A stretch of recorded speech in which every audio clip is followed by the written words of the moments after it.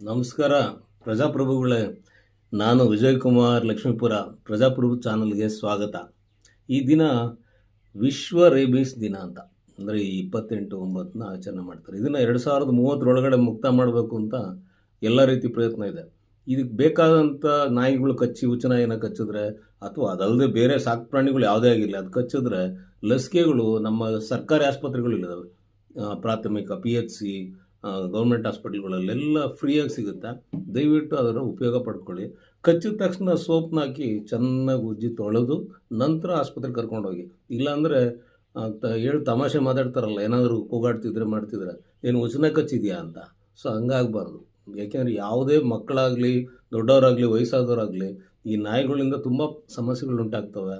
ಅದು ಈ ಸ್ಥಳೀಯ ಸಂಸ್ಥೆಗಳು, ಕಾರ್ಪೊರೇಷನ್ ಆಗಲಿ, ನಗರಸಭೆಯವರು ಇವರೆಲ್ಲರೂ ಅದ್ರ ಬಗ್ಗೆ ಕಾಳಜಿ ವಹಿಸಬೇಕು. ಸರ್ಕಾರದ ಕಡೆ ಹೆಚ್ಚು ಗಮನ